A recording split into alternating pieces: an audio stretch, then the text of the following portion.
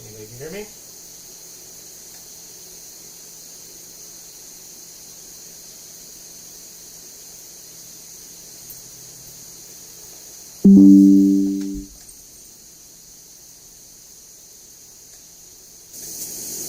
Anybody can hear me?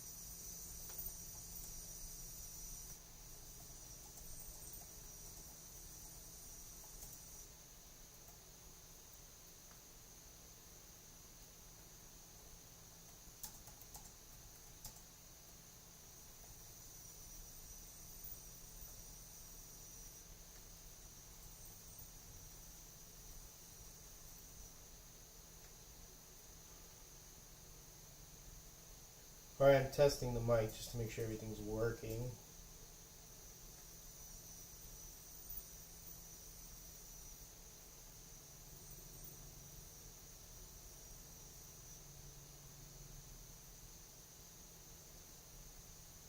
Alright, testing the mic just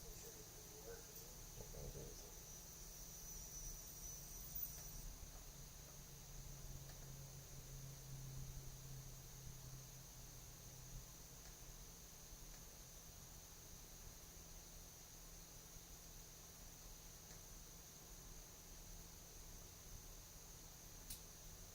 Hey guys, I'm just going to cover this question that I get asked a lot, if anybody's on here, and I'm using OBS,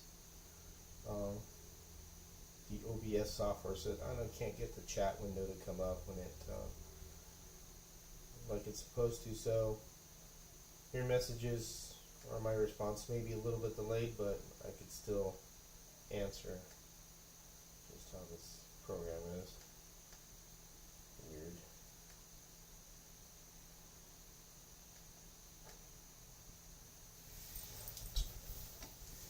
So I'm just trying to make sure answer everybody's questions here. So the most common question I get asked is what parts do I need to buy for a scratch build? Well, to start with, the most common piece of brass you should get is the 8130, and the 8130 is what you make your axle tube with. So for example, like this car right here, well, most of them, you can see where we cut the tube. When we do the scratch building, we basically have the whole tube in it until we're all done, then we cut that tube at the end. But that's the 8130 that holds the bushings, and the bushings are two different sizes. They are 3/16 bushings, I think they say on the stock car corner, but this basically fits in the 7/32 8130 tube, and here's for 3/32 axle, and you'll see it on slot car corner, it will show it, and there's 1/8 axle. So, and this is basically what I use for, the different size axles for the different builds for this right here. Real common one. Hey, the fingers. Hey man, I was gonna ask you what the hell happened to Marty's live, because nobody removed you, so I don't know what happened. So I know it said that your comments were being removed or something like that. So dude, I don't know what was going on. We were kind of really flabbergasted what happened. So we were trying to figure out, none of us that are moderators or Marty himself removed you or removed your comments. So I don't know how that came about. But we were kind of, sad to see you go. So hopefully, that's something that YouTube did, because we didn't do anything like that. I mean, I'm a moderator on there, and there's two other guys, Raul, and I forget the other one who's a moderator, but we didn't. That's really weird. But anyways, glad you're here. So we're just covering what common parts that for scratch building everybody asks about, because a lot of people will go, well, I'll need a list of what I need. Now, if you are doing a hot rod build, you got to remember that if you go to Harry's channel, he has all the parts on there on his link to the rules and everything, and there's going to be a part list, and there are links to all the parts that you need. So if you click the link, it will go to Slot Car Corner, and it'll show you the part you need. For example, what motor to use for the hot rod series. They'll say motor, and they'll say Predator 2050, and you click that link, it'll go right to this motor on the website, which is the motor we use for the hot rod build. And that's exactly what it does, and it'll take you to that location. It navigates you to all the parts that you need. So that's an easy way of doing it, but I'll just cover this because Frank had made a suggestion that maybe I should actually make a small video on just what parts you use and all that, and which is a good idea. I figured I'd do like live on it, so this way I kind of explain everything if anybody was interested, or they could look at this video later on. So the 8130 is the most common one that really we use for the axle itself. So when you're building the car, this is the part I usually cut the length of the body to size it in the chassis so that the wheels fit in between. And again, this is extremely common part that is used for scratch building is the 8130. So remember that, KNS 8130, and it is 7/32 tube is what it is, round brass tube. 8130, so you can see it there. Hopefully it'll focus. This is like a wide angle webcam. It's not a super, focusing one like my Sony, but that's basically the part. That's the most common part that we'd use for any build that you do is the 8130. Unless you're planning on making like a Sidewinder motor, then that'll be different, I think, because you'll use, it'll be a different configuration and stuff. But let's see, you talked to Marty last night. He told me who was a mod. On our end, I was responding to the question Steve S. had asked. Yeah, I don't know. I saw what you posted was that your comments kept being deleted and I'm out of here. So I was kind of puzzled how, I don't know what happened, because I know we always see your comments and stuff, so that's kind of weird.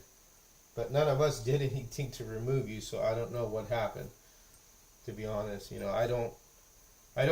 I'm a mod on somebody's, live, I usually don't start removing comments or doing anything like that, because that's, I know we're there to really will post links for things like parts. I never remove people because that's not my place to do that. Now, obviously on my own live I could do that, but I'm not going to unless we get a spammer like, hey, sexy women on this, and they post a link or something like that. So so whatever happened, that was weird, so sorry that happened to you. But anyways, moving on. Hey, what's up, SW Martin? So we're covering just the basic parts. So again, like I said, this is a real common part for any scratch build is the 8130 7/32 tube. This is usually what you put the bushings in, and where your axle goes through, and where you size it up for the width of the car when you have the wheels and everything. This is the first thing I usually measure inside of a model car to see what width it is, to cut it correctly, and then so forth. No, I don't do builds and sell them, John. There's only one person I plan on doing that for, and that's Kevin from Racetrack Scenics. I told him I'd do it because he was really wanting me to do it. I don't like building cars for people because I don't, it's not me in the matter of making a business or making money out of it, because all this of course costs money. As you can see, I'm always investing in wheels and tires. Probably the most considerable cost of this are the wheels, because you got to understand the wheels are a finely machined item, and I mean, if you have a machine that can make these, then I mean, you I don't know. I'm just saying these take a lot to make, so I really appreciate CB Design for even making these, and Stock Car Corner for really stepping up to have this stuff. Because if we didn't have any of these things, the wheels, you could look on Harry's older articles and videos how they used to do stuff, which was just make their own parts. But now, like I said, in the slot car world and the times that we're in, it's really good because there's a lot of these companies that do this for us that is thinking of the scratch builder and the slot car racer. Because I mean, you could obviously use these in a Carrera car if you want it, or any other vehicle that you want to put wheels on. But anyways, going back to the 8130 is, you know, is what I was talking about as I throw my other brass around. So let's see what the finger says. And in my end, when uploading the comment into the chat, they were disappearing and not being allowed to go. So this was the third time in chats that this has happened, so I figured someone in the chat either blocked or report for some reason. So I felt offended that someone that would bow out. Yeah, the fingers, I don't, you know, we're not doing that. The mods and Marty are not doing that. I don't know if it is somebody in the chat. It could be, you know, a troll. I don't know. But I mean, you're here, so don't get disturbed by that. I don't, you know, Marty has control of more of the chat too as well. So again, I don't know if you did message him. I think you said so, but I would message him back because he was really concerned that, you know, he didn't want you to think it was us, which it wasn't. So, but sorry that happened again. You know, hopefully it won't happen another time that you're on. So let's see if our DAF, the fingers, we're used to your honoriness. Honorable, or how do you call it? Honoring? Yes, we are. So we're glad we're here right now. He's here right now. So going back to the brass too. So again, 8130 is the common one, 730 seconds for your axle. So I covered that one right there. So for your front axle, for 330 seconds will be 1145. And this is again, brass round stock, not round stock, but brass tubing. So it's 1145 is the stock number. And this is a 1/8 axle, or 1/8 diameter, not axle. So this comes in large strips usually. They're not real expensive. This is what you use for the front axle on 330, you know, for 330 seconds. So like these cars, I have 330 seconds axle. This is what this stuff is in this Superbird here, the Norm Nelson Superbird one. This is the recent, you know, Carrera chassis build I did for, you know, brass chassis for Carrera body NASCAR, which I plan on doing more. I just haven't gotten around to it because I'm trying to finish the hot rod, and then I have Frank's going on, helping them out, and then I have another hot rod chassis, which you probably see right here, that I'll be doing as well. So a little bit busy. So that's why I haven't really, you know, continued on with this kind of stuff yet. But round 2, 1145, 1/8 is the one for 330 seconds axle. I know that sounds confusing because you think 1/8 is for 1/8 axle, and it's not, because this is the whole diameter of the tube, not the inside diameter. So, but this is what you use for 330 seconds. So, yeah, you think I was a troll? So do I. Yeah, let us know if you run into that problem again. To fingers, don't shoot out like that, because then you make us really think that we did something wrong to you, and that can happen, you know. And unfortunately, in slot car hobby, I've seen a few people where they just get mad and they take off, and we don't know why. So it doesn't really help if you don't talk to us. But I'm glad you're here, so hopefully it won't happen again. But going back to the front axle, so this is for 330 seconds axle, so it's stock number 1145, round brass tube, 1/8. So remember that. So you have your rear axle and your front axle tubing. Now I'm going to go to 1/8 front tubing, which will be, give me a sec as I grab it here to make sure I got the right one. And I have to check because I cannot remember exactly which one it is. I know Harry would know right away. I believe it's this one, but I'm not certain. So let me get 1/8 axle. This would be actually. Let me. Again, I'm not prepared for this. Sorry, guys. I'm just kind of willy-nilly here. And let me double check this here. Some more tools. And I don't think this is it, no.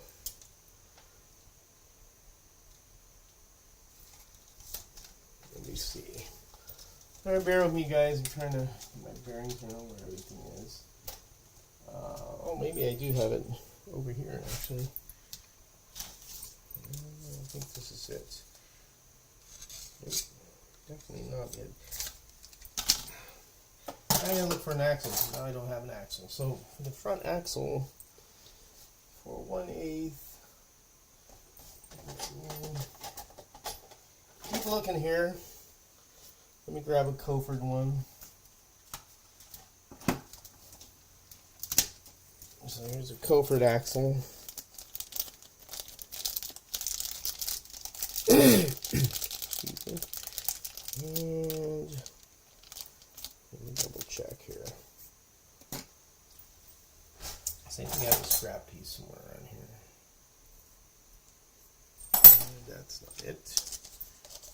You could also use square tubing as well. It's not 8129, so I think it's 8128. So I think it's this one. Alright, here we go. Sorry guys. So for front axle, for 1/8, it's 8128. And this is 5/32 brass tubing. So for 1/8 axle, you want for front, or obviously just for the front, is 5/32. So that's your number there for 1/8 axle. So you have your rear axle, which is 8130, 7/32, right? And that you could use depending on the bushing. That'll fit all the bushings that are made for the 7/32 size. So it'd be I think it's 3/16. It says on the stock car corner. So it sounds confusing. I gotta find a link, but it's that bushing will fit in the 7/32 hole, and then you select your 1/8 and then your 3/32 axle, and then for your front axle, just to have a front axle for 3/32 is 1135 and 1/8, and then for front axle 1/8 is 5/32 for 1/8 front axle. So here's basically your common sizes for both size axles. Now again, the 8130 is because of the tubing or the bushing that you'll be using for that is what determines what size you're going to go with axles. So here's again the bushings. So you have, like I said, you have the 3/32 and the 1/8, and these will fit in that tubing. So they're made for 7/32 tubing. So those will fit in there. So that's your size you would select for your rear axle. And then you could run like a 1/8 axle if you want, and then a 3/32 in the front, or vice versa. That's up to you. It's just how you're building it. So, anyways, moving on here. So typically for 8151 is the one that you could use for 3/32 cars. Let me read the comments here. So, just to make sure. What's up, Dave? See you there, morning. Chris, how you doing? SEC is awesome. I purchased supplies to build a few cars. Was able to spread payments over a few months. Yeah, they have that PayPal 4. I use that sometimes because it get expensive, like I said. I play one game on the phone. I play one game on the phone. I get banned in the chat every often, so I have no idea why most of the time. Okay, all right then. So moving on to different sizes. So for like showdown cars, like what we built for, Frank Harris. So this square tubing was 8152. That's this right here. And you could use that, or you could use 8151. It's all up to you what you want to do. If you want to make a narrower like chassis, and I'll show you. An example of 8151 is this Camaro I did a couple of years ago, and you can see this uses the 8151 tubing as I put them together here. And you just build your own chassis of your own design. It's totally up to you how you want to go about to do stuff. There's no really like right or wrong way. It's what works on your track, or what you feel will work fine. And this is a real good handling car. I mean, it runs fine. It barely de-slots, and the chassis is nice on it. So this is a pretty good build. But that's the 8151 for your like rails here. So you see this car right here. This is 8152, the hot rod, and I'm doing these, frame rails. So that's this one here. So these are really a common one for you could use for 1/25 or 3/32, or excuse me, or 1/32. Gosh, my mind's going away. And then another one you could use, which is thicker, which is the 8264, which is a little bit of a thicker rail. So this one is a 1/8 square tube, square rail, and this one, the 8151, is a 1/8, and then the 8152 is a 5/32. So if you want to start doing various things like trying different chassis, yeah, exactly, David. It's fun to experiment with different designs. And I never really write down what the hell I'm doing or blueprint any of this stuff, so it's really all by the seat of your pants. So it's totally up to you what you want to do. It's in your hands how you want to build the car. You just imagine it, or you can copy the some of the frames off the model kits they come with, which I've done that on mod builds. I've kind of mimicked some of the stuff, not all of them. But this is basically your common rails that you use for scratch building. But again, if you want to use wire, you can use wire. We'll get into that in a little bit. So this is brass right here for your rails.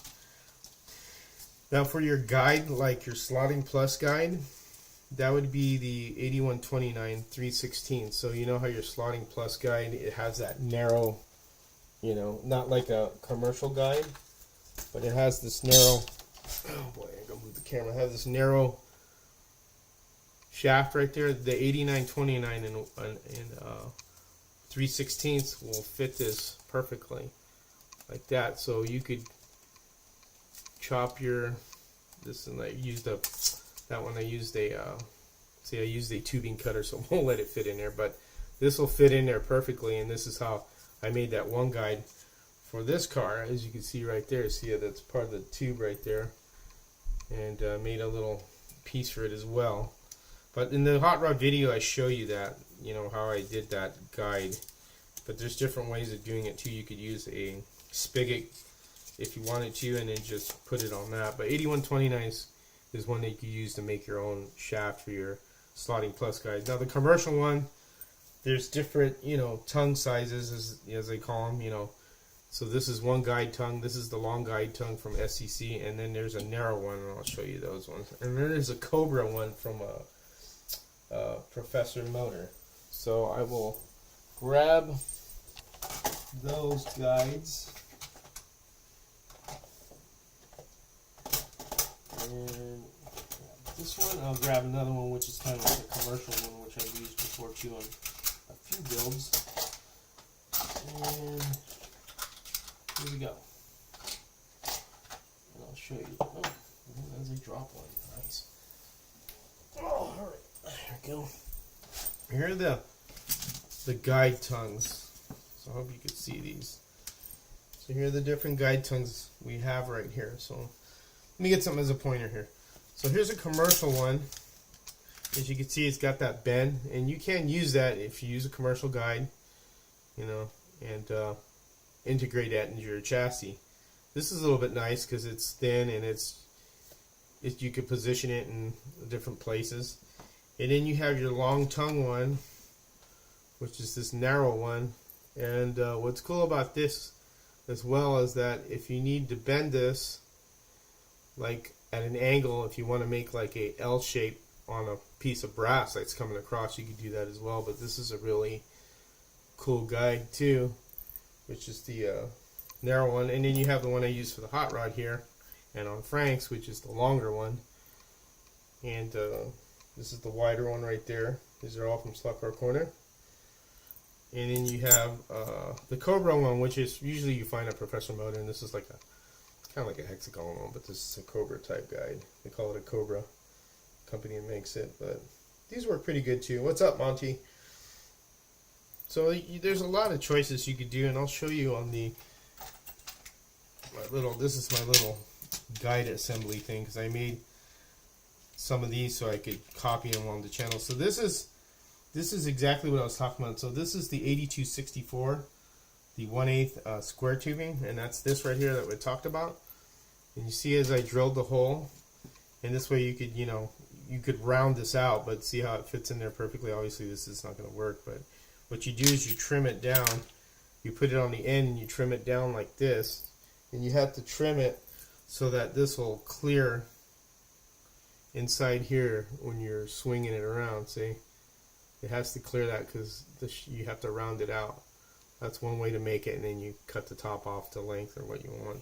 And then there's the spigot type, and here's the spigot with the hole drilled in it, and the spigot as I drop it.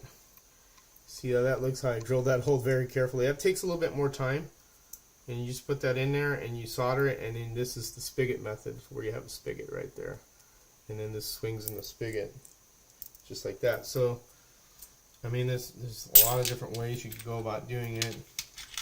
And again, I make my own templates sometimes, like out of wood, to kind of, you know, get it in the center, or you could measure it very carefully and center it out. These are like my guide building tools that I use. I usually keep a piece that I have perfectly and then keep it in the box, and then like when I want to get a piece of brass, I use this as my, I spill everything everywhere in my centering hole.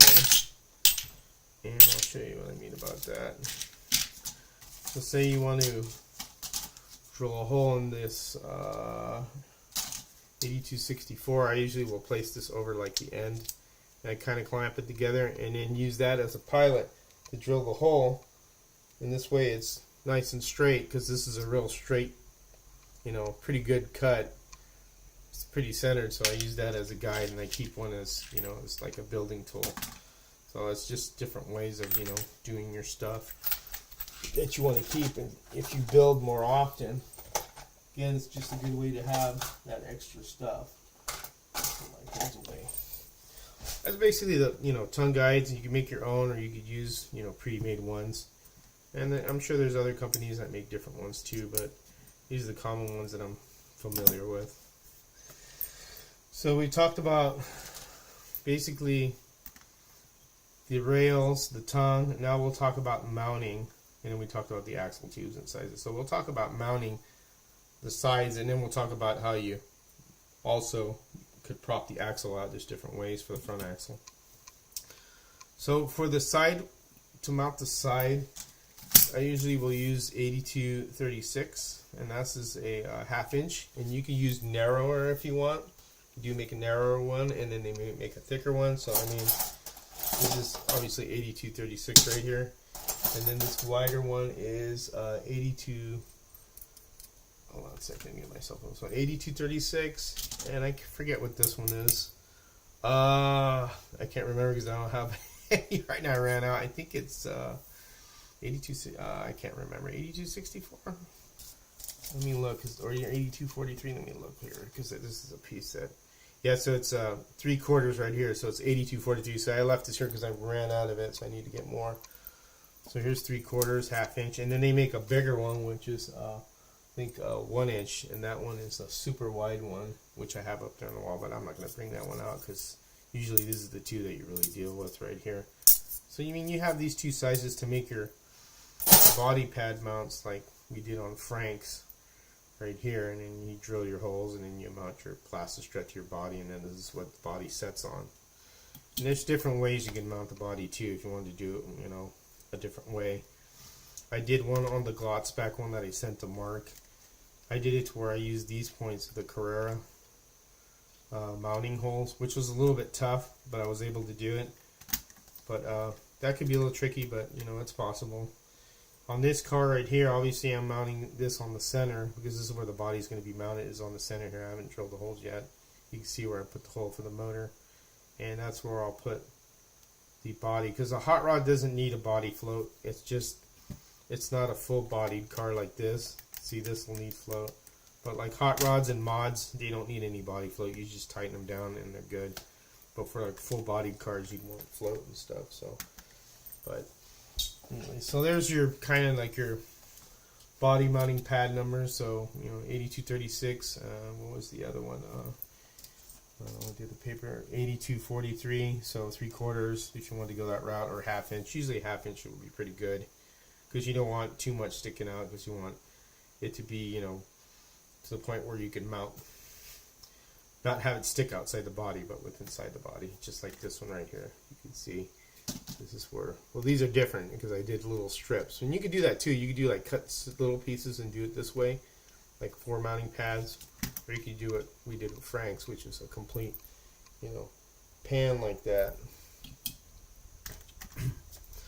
So what else we're going to cover here? So we basically the brass part of it. We're going to talk about mounting the front axle. So mounting the front axle, you could stack, if you get the right height that you want, 8151 or 8152, and do the stack method for the axle. And I believe I did it with, well, this one I didn't do it with. I'll show you which one I did it with. So here's the next hot rod build I'm doing. Now you can see how as everything falls off, the two mounting pads that I'm going to use. Put it right here.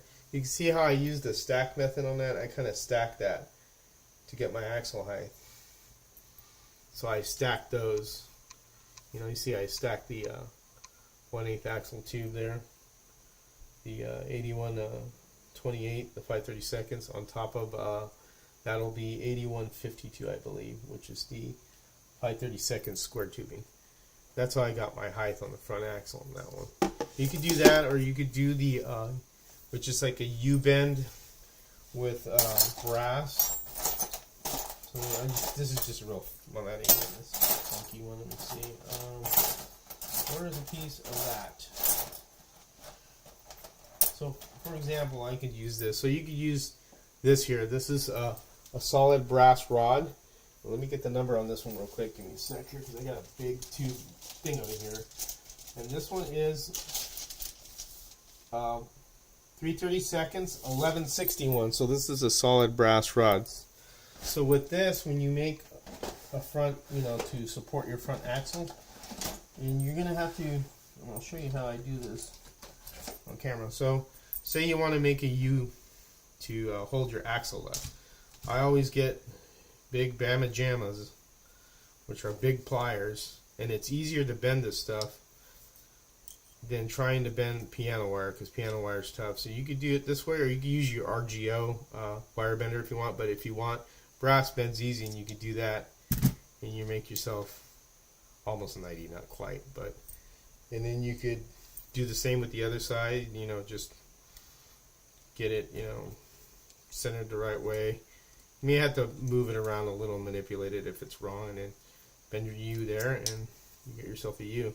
That's just about straight. See, that's how you kind of make an axle holder, and then you put the axle, you know, how would you say, on top of this, solder it to this point, and then you can move this, get your axle height.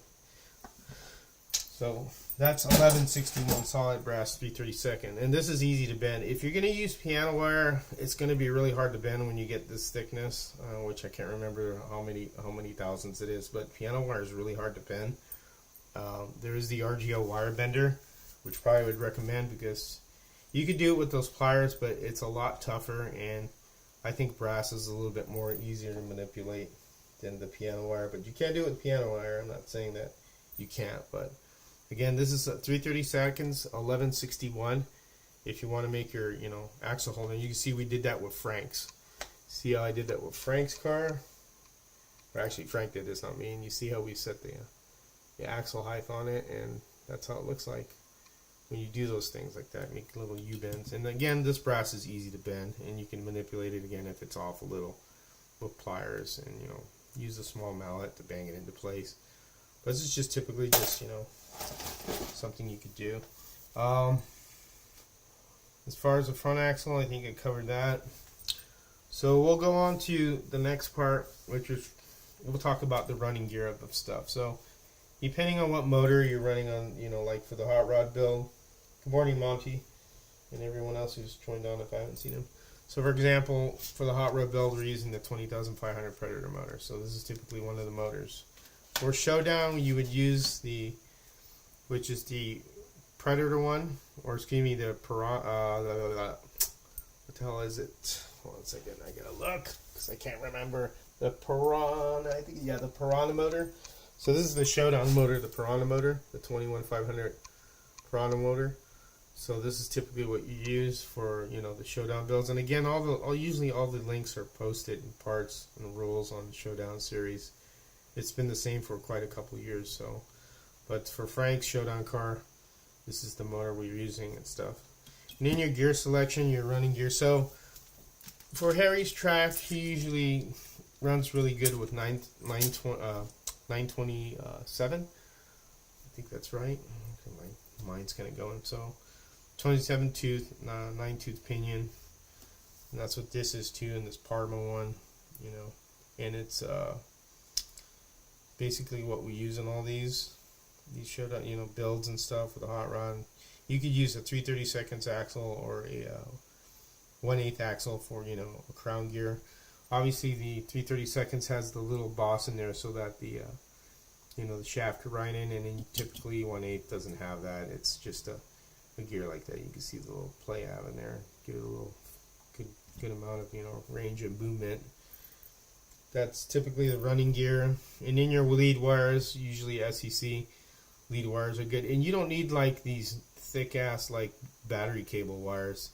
This wire is sufficient enough from Slot Car Corner, and it's good. I can't remember the gauge, but it's just fine. It does, the performance is fine. There's nothing wrong with it. It does really well. What's up, Michael? It's a really great wire to use. You don't have to get anything like super expensive, like, you know, what they use for commercial track. That's overkill, because commercial track cars, that's a whole different deal. You're doing, you know, home scratch building. So typically these wires are fine.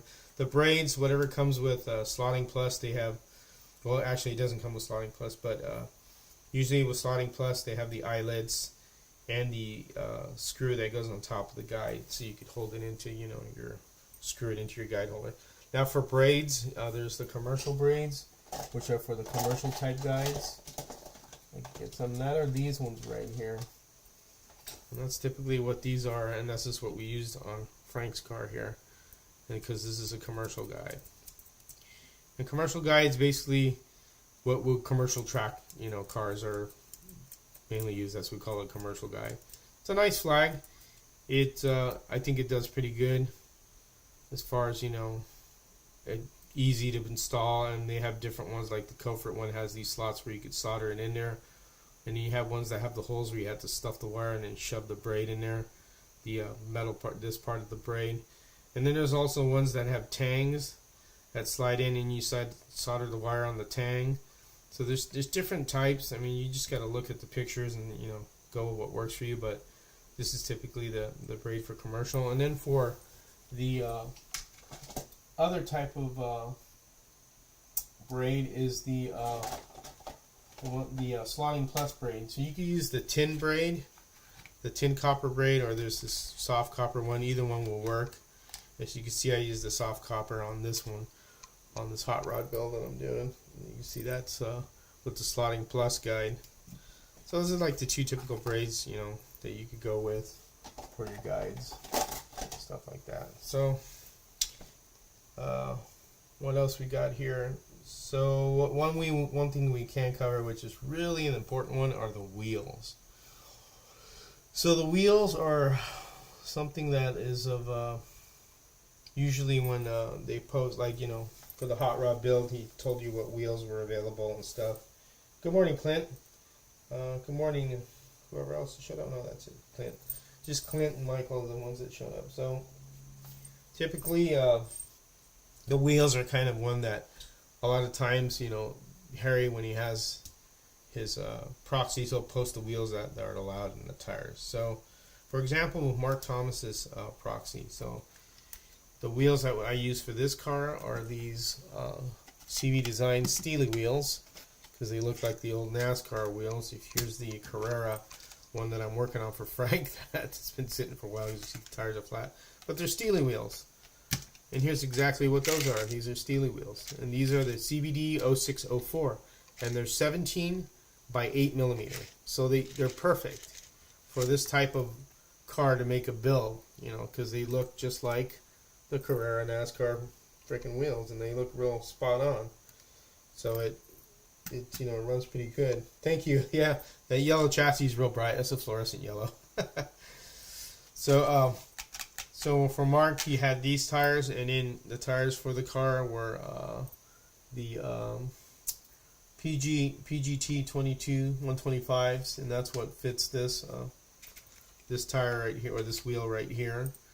And then there's also the smaller one, which he said you could use as PG 2125, so that's just a smaller diameter tire. And here's an example of it, because see, that's a little bit smaller than these ones. So this is basically what, you know, you would use to match the wheels. Usually they'll have the rules on what wheels and tires you could use. And this is typically for the NASCARs. This is what I use for these that I've been doing.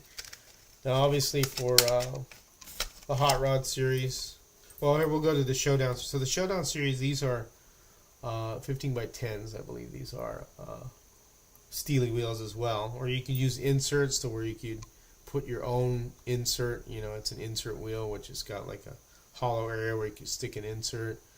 And an example of that, let me get some Steely wheels. I know I have some here. Here we go. One sec. Well, here's the ones. Here we go. So here's the classic Steely's 15 by 10s. This is basically what we use for these Showdown cars in their CBD 0515. And the tires that usually match with this are the PGD 22 166Fs. And that's these ones right here. So that's what these match up with. And usually Harry will post these links for the Showdown. And they'll tell you what tires to use for what, and what's, you know, allowed. This is typically what you would use for like Frank's car, which is the Showdown series, which we have built for him to take to home racing world in the summer. So the Hot Rod, obviously, you could use a wider wheel, and this is the 124 scale size. It says on there, so you can see these are bigger. These are insert wheels, 1650. So that's what these are in the front. That's why I'm able to stick the original wheel insert in there from the model kit. These moons, I just glued them there, and then, you know, that's what these are right here. And then the rears are these Humongo CBD 1610s, which are the 124th one it says on there. So these are the 1/8 ribbed ones. I forget what size. I think it's 15 by 1. I can't remember, but that's what these two are using. And the tires that I go with this are the PGD 27 178 for the big wide ones, you can see right here for this one right here. And then for this little guys here, there's two different sizes. You could go the where are these? You could go actually for this particular one I went with these ones. I think this gosh, I don't have any. I can't find any here. 28 or 26 125s. I have 28 because these are a little bit taller. So it's just a little bit taller tire, and that's these ones. And then, so these are called ribbed wheels because you can see they have a center on them right there. They're ribbed so that these tires are specifically for them because they have a ribbed area, so these slip over. Now you have the other tires that are, give me a second to hang that up, that I'll show you, that are the, I don't know where everything went there. I put everything in the wrong spot. So for example, so the pie cutter tires that they made recently, the Firestones like these, actually I have some already mounted here. So Frank brought these for me to True for his Hot Rod. So these are the insert ones. So these are no rib. So these basically slip on and off the wheel.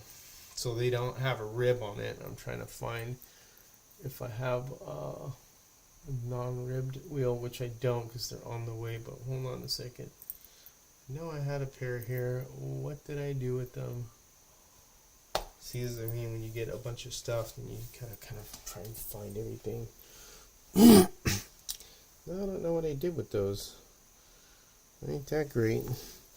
I lost the wheels for my next build. They're somewhere around here, buried, and they're probably not there. So I'm gonna find the stupid things. I don't know what I did with them. Give me a sec here. Oh, that's just great. I don't know what the heck I did with them. So I did a cleanup. No, I don't know what I did with them, but they're smooth and they slide over the tires. So those are the no ribbed ones. Doggone it. Now it's really gonna bother me that I can't find it because I know I had the wheel somewhere. Anyways. Let me, gosh, man, that really bugs me now.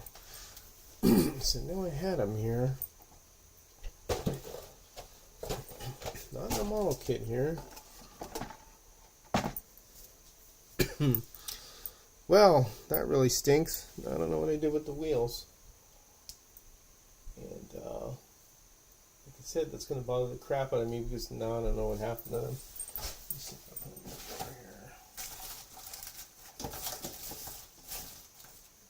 over here. George can't find his stuff. Yep, 20 by 16. I think you're right.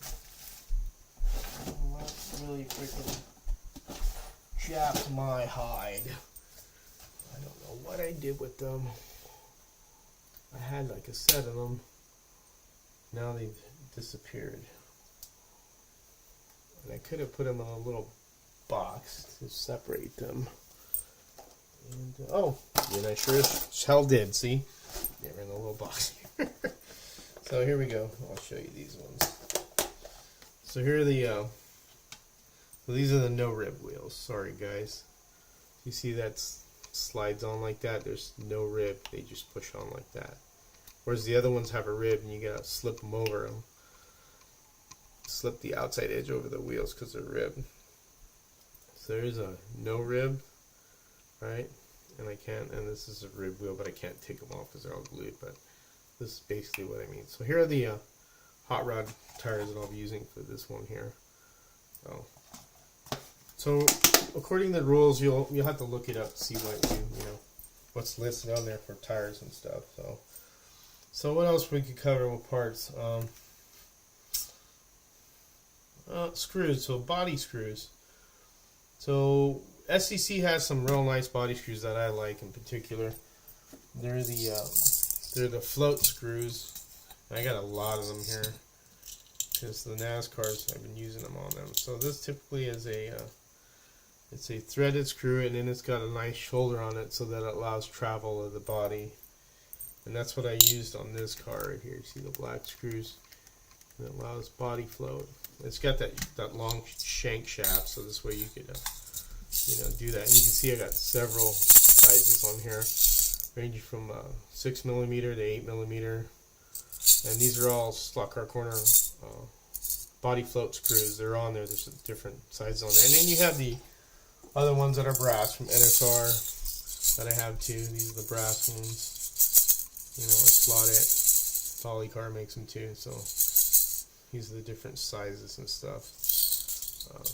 Your set screws are usually come with everything that you need. If you do need to adjust your guide height, they do have the different size for commercial guide and the slotting plus guide. Or besides the slotting plus guide, the other type of guides, thousands shims. So this is 10, 20, 30. Same with the 1/8, except for 1/8. For commercial guides. Commercial guide has a 4,000s. They could go even to smaller increments, but I typically use these, and this is something that I use. That I have in these little jewelry things here to keep everything on. And then you have set screws, and I always carry a different sizes of set screws because it's just nice to have set screws if you need them. And these are various different sizes from 2.2mm to 2.5 to 3 to 5 to 6. And then there's the larger 40/40 for 1/8 axles, which is the larger ones in there. But typically for scratch build. Shims. Slot Car Corner sells 3/32 shims and 1/8 shims. 3/32 shims will be color coded, being 10,000s white, yellow 20, 30 like a greenish, 40 red, purple 50, and then 60 the green ones. And works pretty well. And then your mortar screws, cover that one, are the pan head screws, which are I'll dump them out right here. And those are 2mm, so M2 2mm screws for your motor to mount your Predator motor to, or any of those motors to your motor mount, which I forgot to even talk about that, man. The most important part I almost forgot is for your motor mounts. Motor mount brackets. So here's the SCC motor mount brackets. And these are real good motor mount brackets. And they're great. So I forgot about these. That's the most important one, and I didn't even cover it. But yeah, there's basically all these motor brackets. You could do a sidewinder one if you got a sidewinder bracket, which I do have here. not angle, but side winders. Here's the side winder bracket that you could solder on, and then the motor you'd hold it on with either the screws and then secure it with, you know, soldering it to wire. There's different ways of doing it, but that's a side winder mount, and this is a inline motor bracket from SCC.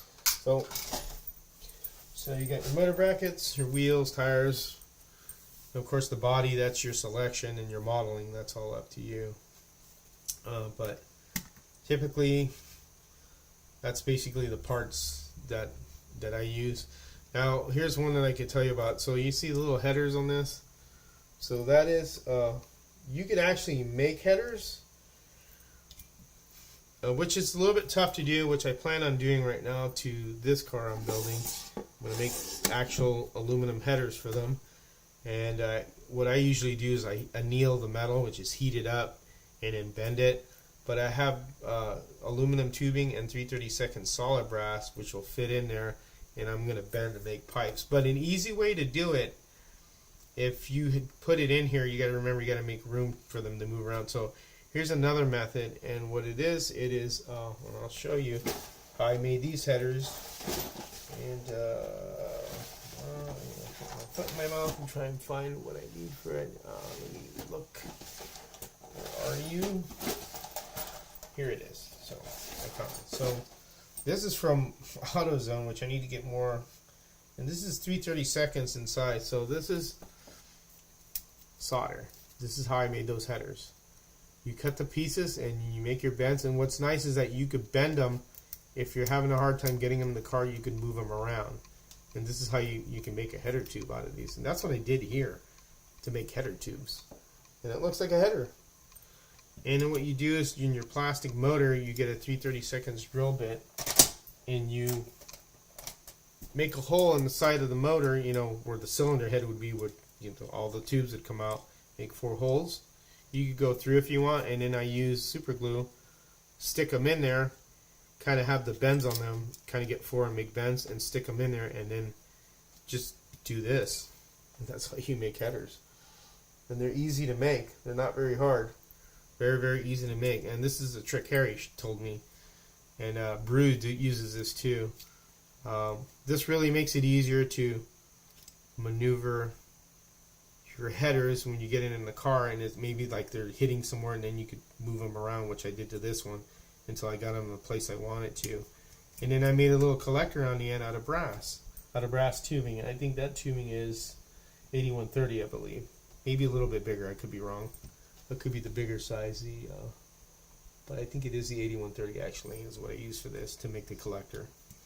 And yeah, you get some solder. I don't know what this is in, how would you say, in millimeters or in thousands. So this is like typically 3/32 in diameter. So let me put my caliper. So in millimeters, this is 2.50, say, in millimeters, and then in thousands. In inches, this is 0.100 of an inch. So that's what this is. And I got this from the auto parts store. I just happened to see this. I haven't looked on Amazon. I'm sure Amazon has this size and you can find it. This works good for 1/25 scale. I think with 3/32 you should go a little smaller. And I do have this stuff which I need to kind of try out, and this is a smaller one, so I think this would be good for 3/32 because it looks more to scale because of the diameter of it. So this is even thinner, and then you can even easier to maneuver. So you can make your header bends, and or you can make them by actually using brass, which I have done on one car that I did do it with, but I made some shorty like zoomy headers that worked. Hey Harry, how you doing? I didn't see you there. And thank you, sir. Appreciate that. So for what I want to do next, for that one build I'm doing, and I got this at Hobby Lobby. I was dangerous and went to Hobby Lobby and refreshed my paint. So I want to use 1/8 tubing and then 3/32 solid tubing. And what I want to do is put it in here, so when I bend it, this doesn't kink. And then I'll use heat, and then I'll start making bends. And you could do that with brass too, and solid brass rod. Dave did it on his old school kind of like jalopy hot rod, which looks super cool. You guys got to check that out. That thing's cool. And he did make his own headers. It's just more time consuming and takes more patience, but you can make your own headers from brass tube or aluminum tube. But if you want to go away as a beginner, then use the solder. That'll help you out to kind of get you the feel of it. And then you could be more ambitious and tackle it with this. And these are the K&S number is what, 100107 for the 1/8 aluminum tubing, and then 3/32 solid rod is 467878, and this is from Hobby Lobby. So I'm gonna attempt this as a to try it out, and as soon as I get my butane torch from work, which I left it over there, and I could bring it here Monday and do that. But yeah, they make nice side exhaust pipes too. That's right. So if you're doing side exhaust pipes, you could use something smaller than 8130. Obviously, you could use like 8127, which is a smaller tube, or 8128, or 8129. So you have 8128, which is 536. You just go by the scale of it to try and make it scale wise. So yeah, they make great side tubes. You can make ends, like if you just want to put it on the ends here, which I have done. Just get a tube and glue it on there. Epoxy it on so if the body gets a hit, it doesn't fly off. You could do that. I haven't done it to these cars. These are two cars that actually have tubes that come out on the side here, like this one, and I have to add them on there, and I haven't, which I should. But this one I didn't. So I mean, there's different things you could do to make exhaust. With the hot rod build, there's just a lot of stuff you could really go by imagination on doing stuff. And then the details to this motor is what I use, this panel lining from Tamiya. It's called panel lining paint. So it's a solvent based paint that just flows into crevices and cracks. And you can see that the valve covers, how they got the writing kind of blacked out, because that's what I use. And it's super thin, and you could clean it up if you get a little bit of a mess with some lacquer thinner that they provide, you can put on a Q-tip and clean up. But that's what gave this motor its detail. And then I used a gloss paint to paint the motor. You could use craft paint if you want. It's up to you. Whatever will stick to the plastic is good, or you could spray paint it too if you want to. It's your call. That's what's nice about the Hot Rod series. You could do various different things to the motor, which would be super cool. Yeah, the shotgun uses those for intake pipes. Yeah, and that reminds me, Harry, hold on.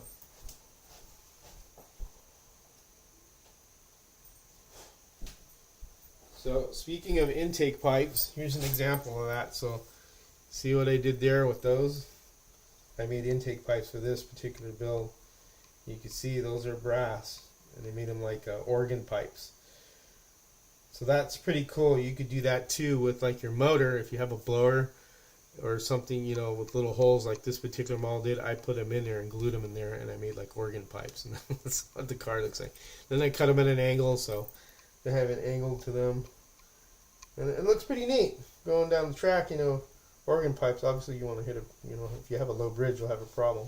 But it's a great detail for the motor. And you could put spark plug wires. Gopher makes some spark plug wires. Gopher Racing is what it is. They make radiator hoses. Here's an example. Black battery cables right there. This is a coolant hose. You see how little thick it is. And then they make the spark plug wires, which are right here, and then they get a little thing for the boots. So I mean, I got to do that to this car. Got to make wires go to the distributor, and you can do that. So I mean, there's a lot of different ways to detail stuff. And this you could get from Gopher Racing on eBay, or Hobby Link is another one that you can do. You can go to, I believe. Hobby Link is one company that sells Gopher Racing stuff. I think that's where I got this. Or Model Roundup is another place that you can find these at too. Model Roundup's got this kind of stuff. But these are the little added things you can add to the model, because again, it's about the modeling, as stated, that Harry says, make a cool car, and he wants flames and motors exposed. That's what a hot rod is. So, but anyways, there you have it. That's basically just kind of covering just basic brass stuff and parts, because that's one of the common questions that I was being asked on the live on Marty was, hey, I need to build my car. I need to get a list for George to tell him what I need. So that's why I'm doing this, because you get asked this question, and it's like, it's a real common question, so I'm just trying to cover it. Just so you guys get an idea, you know, what do you need or what do you need to get. So, again, the common ones, like I said, for your rear axle, depending on the bushing you use, 8130.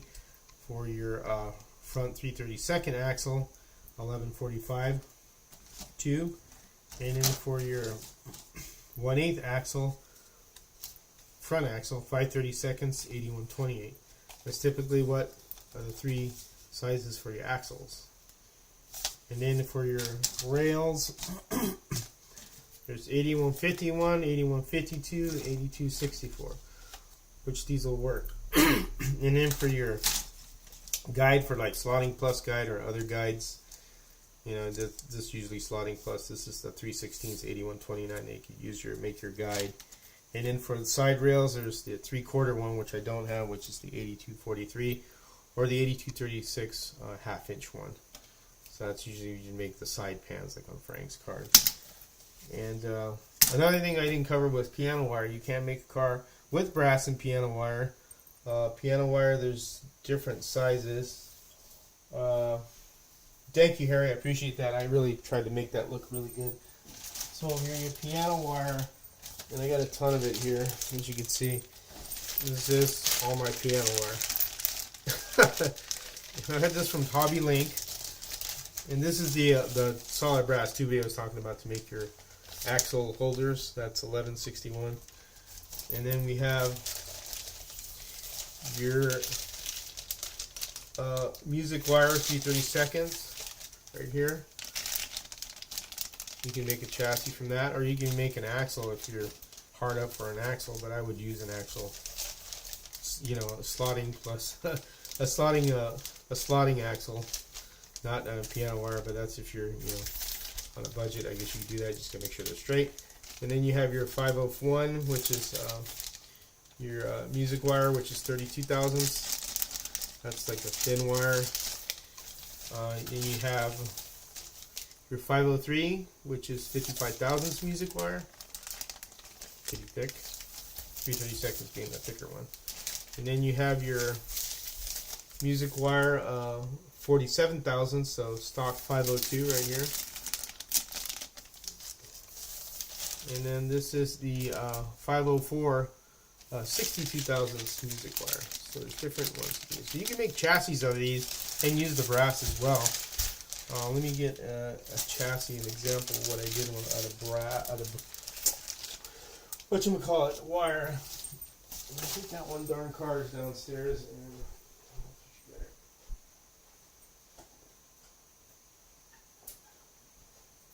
so here's what I'm talking about. This is the Rum Runner. She's a noisy car, but she's a beater. It's a hammer.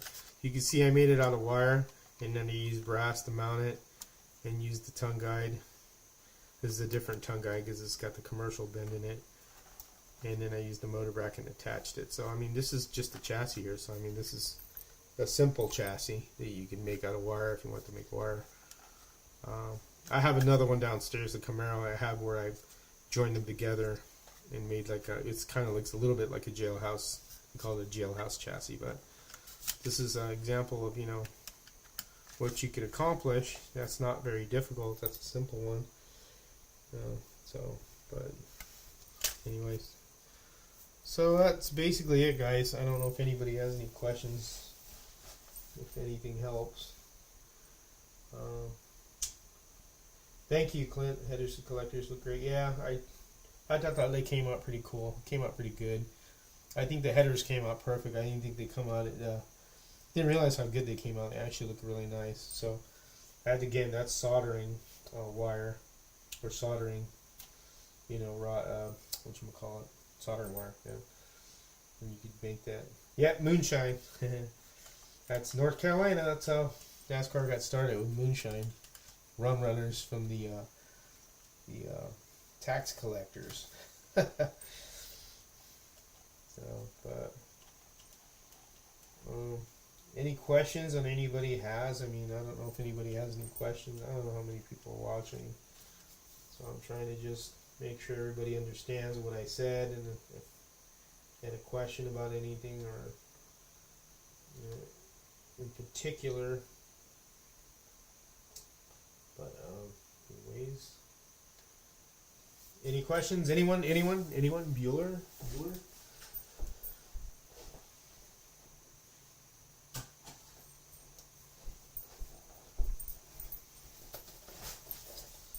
Any advantages of using piano wire? I find that's a little bit smoother, it seems like to me. I don't know. It seems like the car is just a little bit smoother. As far as quieter, I think it is quieter a little bit, depending on how much piano wire you use. Like that Rum Runner, that's only one thing of piano wire. That thing's a noisy car. It's I think it's mainly because of the gearing. But the Glotzback car I built for Mark Thomas's proxy, which I do have it on a video and photos of it. That one runs really nice and smooth.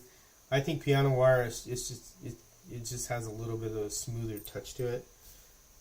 But the advantage of it is, I guess, it's just you could. It just seems to be, I don't know. It seems to run a teeny bit smoother. Not saying brass is bad, but you could combine the both. It's just up to you how you want to build it. That's how I look at it. Back in the day, way back, one of my grandfathers used to run hooch up into candle. Really. Oh wow. Yeah, but I think the piano wire is pretty cool. I would try it. It works well. It works great for mod builds. But again, you can combine the both of them too. Like here's an example of this. So this first NASCAR I did, or second NASCAR I did. Now, when I did the chassis, the wheelbase wasn't exactly where I wanted it, so it was too short. And this is a trick you could do. So you made your chassis and you're like, shoot, I've made it too short. So this is a trick that I learned from Harry. You cut your tubing and then you put a piece of piano wire in the length of this, and then you can move this around and correct it. And that's why this looks that way right here.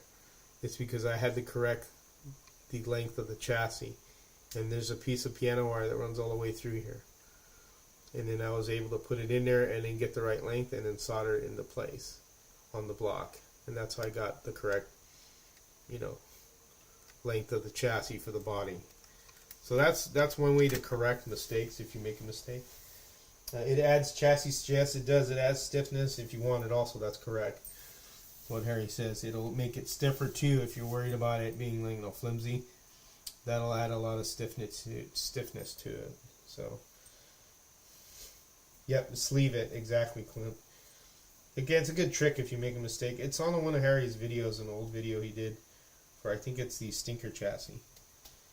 And he explains that, you could always extend the length of the chassis if you need to. So that's a trick that works real well that I've learned from him. And I had to use it, so it works.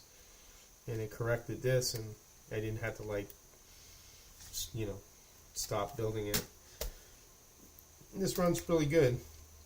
It propels the track really good. I think it's cool that these these bodies are fantastic. I'm not saying anything against these plastic chassis. Now, if you've seen me, this is Frank's car, so you've seen me tune the other ones with just a good motor and a nice guide on there and tires and gear, pinion gear on this one, some body float screws. This thing will run real good. It's just a matter of what level you want to take it at. Can also allow flex points and spring back into shape, resting on the inside. Yep, that's correct. So like Carrie said there, the one thing about piano wire is that it flexes. So I would say that's one of the advantages that you were asking, Clint, with piano wire, is that it does flex where brass doesn't. I should have brought that up. So thanks, Harry, for reminding me that. Tensile strength is good with piano wire. Yes, sir. So, but again, you have to experiment yourself on what works for you. I mean, this isn't wire, and this thing runs really good, without the body. Obviously, I tried it out without the motor too, and before I painted it. And this chassis runs really good, nice and smooth, and so does Frank's. You just build it how you want to, and what helps. Thank you, sir. I appreciate it. I try. So, But any more questions anybody has, go ahead and ask away.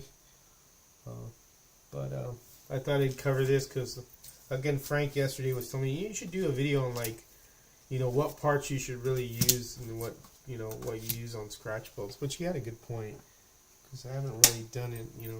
I have just the first time I've done a live on it, but I haven't really done a video on, like, something like this. I've done it on tools, but not on the materials you need to build cars. No, we're just guys that try and do good cars. Me, I consider masters like Mark Thomas. Mark Thomas, I don't know if you've seen his cars. There's Fry Daddy. Those guys to me are masters. Those guys really know how to build cars. There's what's it? Dr. Dan, is it? Harry, Dan Blankenship. He does some nice chassis too. There's some guys out there that do some wicked work. I think way better than what I do. I'm just here to help the beginner, and hopefully, if that person that I help become a beginner turns into a better builder than I am, then that makes me happy, because that means I've done my job to get them into it, and they become a better builder because on their own, because they really dove into it. But at least they had a stepping point, which was me, and that's the part that I like. So, but it just comes with experience in just building stuff. That's where the part comes in, where you start figuring things out. And it's not easy. Sometimes it can be difficult and sometimes frustrating. It's not always, an easy thing to do, but if you could overcome those, hurdles, then that's the best part about it, that you could do it because you overcome the parts that are tough. So, but any more questions? I'm just hanging up all this stuff that I need to rebuy because I'm running out. I'm running out of stuff. Once you build, you will go through brass pretty quickly. And you start looking and go, oh crap, I need to get more of this stuff. So you could start out by buying small, like 2 pieces, so you have a backup if something happens. Did you talk about the ball bearing motors versus non-ball? No, I didn't, James. Hey, what's up, Raul?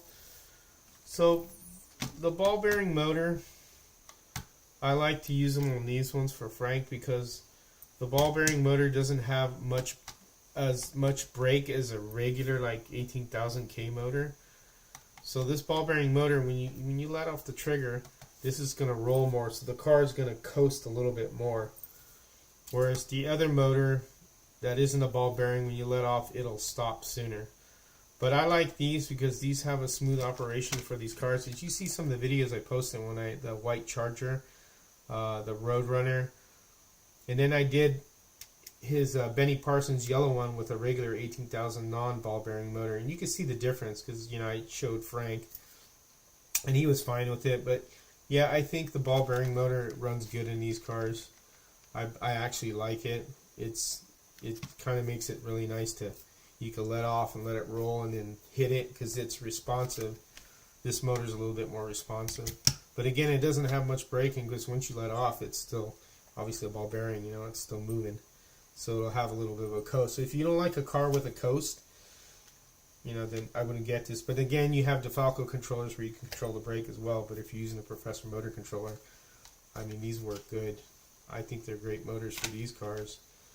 And this is, one of Frank's that I'm going to take care of for him because he's, got quite a few of these. And he gave me a body for doing all this work. And I didn't ask for anything. I just help him out. But he was nice enough to give me this Dan Gurney body. And this is a real tough one to get.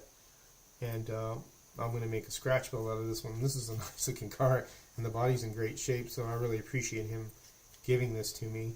He didn't have to do it. I'm not asking for anything from him. I just want to help him out. So this was nice of him to, come by and just, hey man, just take this and make a chassis out of it because I know you're trying to collect them all. But that's why I help Frank. Frank's a good guy. Again, his cars have been sitting a while, so if I can help him out and put some good parts on it, I'm happy to do it because, he's a good friend. So nothing with helping him out. So, When I come down to the States, I'll order everything and get it delivered to Marty's. Yeah, there you go. George, it gets better with age when you will find it. Yeah, I hope so. Who's that rare body? That's a Dan Gurney one. That's the Dan Gurney Superbird. Interesting. I like some coast. I'll have to pick one up and play with it. Yeah, James. The ball bearing motor, I would try it out on try it on a Carrera NASCAR or one of your Carrera Porsches or something like that. It actually works pretty well on the factory Carrera cars. The factory Carrera cars have nothing against the motors, but these little things are actually really good little motors. And I have a banner that says downstairs. It says Predator Motors with Balls. that's this one right here. So, but yeah, I would try it out.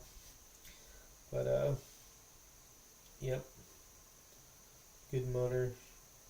Yeah, well, somewhat of a parts store, not exactly all of it. There's I do have a lot of stock of things, and then you have to restock it once you use it all, because I like to build, so I'm always building here and there, doing this and that, and wanting to try different things.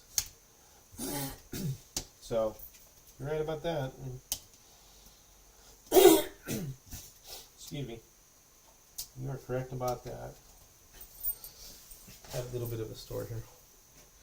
Clear my throat here.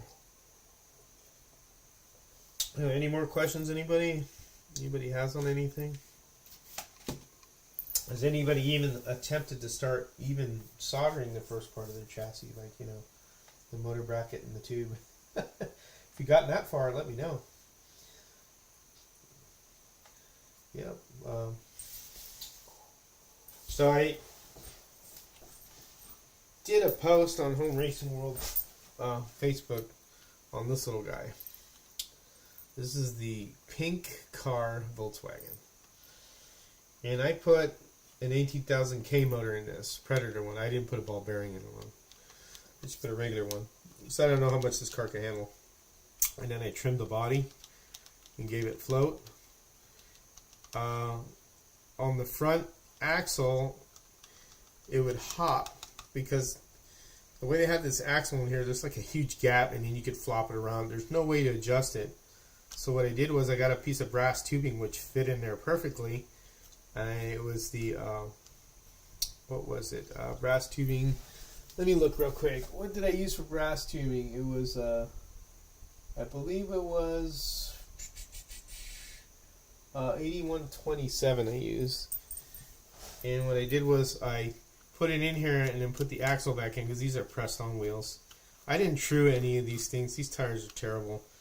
I bet if I was to get a good size tire or a good size wheel that would fit this in a tire, this thing would run better. But this doesn't run bad with a little bit of help. These cars are absolutely terrible when you get them out of the box, because this axle's like jumping like this, like a whole inch up and down, and that thing just pops around. But after doing a little bit of work, putting a little bit of better motor, and giving it body float and putting body float screws and fixing that front axle, this thing runs pretty good on a wood track. And it's just not bad on the plastic track. It's a little bit top heavy. So I had a weight on here, but it fell off. I need to put it back on. Kind of glue it on, but this is the weight I had right here on it. And it ran pretty good. And this is, once you get these, I wish I could lower this, but I don't have really, an axle for this, or wheels or tires, because I probably would have lowered this and put some better wheels and tires on it and just trim the body down so it'd go a little bit lower. But this actually runs pretty good. Runs pretty good once you put a little time. So every little car needs a little time, except for certain ones like fly cars. Obviously you gotta really put more time into those, but some of those chassis are terrible. But this one's not that great either, but this thing runs pretty good now. And this is another one of Frank's cars that he brought over. He says, maybe you could help me with this one. And sure enough, it only took me like about an hour, and I got this running pretty good. But this is a Pan America Volkswagen that they use, race the Pan America, race. But it's a kind of cute little rascal. So, but yeah, you want a bug? Yeah. Scalextric, or this one right here. This ain't mine though, Raul. This is Frank's. I don't have a Volkswagen, believe it or not. I don't have any bugs. But like Mark Thomas, this is the kind of chassis he could build these cars for. Mark Thomas really knows how to build chassis, man. That guy, he did a couple of cars, saying some vintage ones, and man, they haul butt, and they're so smooth, and man, he's that's a master right there. He really knows how to build chassis, but yeah, yep, they're fun. So I mean, pretty cool little car. It's fun to buzz around the track. So, any other questions, guys? Anybody have any more questions? I hope this kind of helps out some of you guys with that questions of, hey, what should I buy to make a scratch build? Paul Gage, PG 2208 might be the size tire. Yeah, I haven't looked, Jeff. I probably should, but that's Frank's car, so I'll let him decide what he wants with it. He may just be happy with the stock tires. I should treat the tires a little, and I did shave them down a little bit with sandpaper. I didn't use the truer. I just put it on there with on the motor block and kind of ran it, so I kind of treated it that way a little bit. But yeah, I'll look at PGD 2208. So yeah, it's funny when you get a certain car. If you're able to, that's the thing about tuning. If you're able to fix it, I mean, it's amazing what body float will do, and a little bit of tender love and care to make it work. Like again, that little car right there just needed the front axle. To keep from popping, and body float, and that was it. And a decent motor. And away it went. So, yep. So, any more questions? Anyone have any more questions about anything? No? Yes? Questions about the brass or wheels or tires?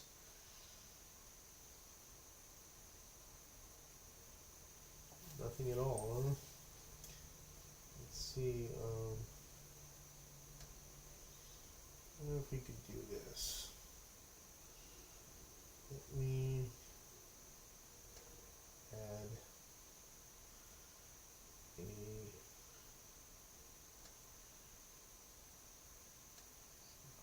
the screen. Nope, I can't. Let's see if I could add a screen. I do want to add that. Just a second. Oops, wrong one. I don't want to add that. Let me see if I could add a screen to look at parts. Display capture. Oh, looks like it's going to do it. Oh, alright. Don't want that. Let's drop. Let me see if you could see. Oh, you could see that, alright. Let me see if I could fix my OBS thing here, because this looks ridiculous. Trying to see if I could.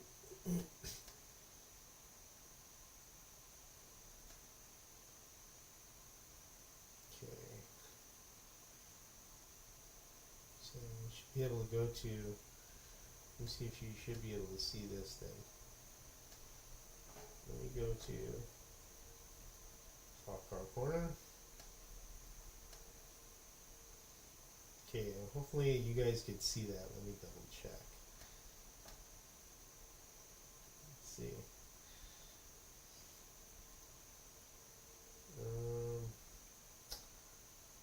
Alright, there we go. So you can. Okay. Yes, they do. SCC has its Firestone Pie Crust tires. Okay, so you guys can see that. So, hey, look at that. Ken Miles. Yeah, mine's on the way. I'm a sick person. So here we go. So 1/32 slot car parts, right? Let me separate this window so I can see your guys' comments. Give me a sec here, sorry guys. Alright, I can see your comments. Okay, so I'm trying to set this window up so maybe you can see what I'm doing. Trying to the pie crust tires. Let's see. We'll go to that real quick. Oh, crap! Almost shut the window. That was bad.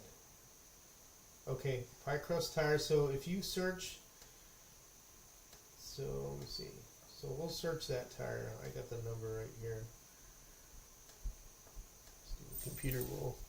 So it's PGT Firestone. So it should come up PGT Firestone.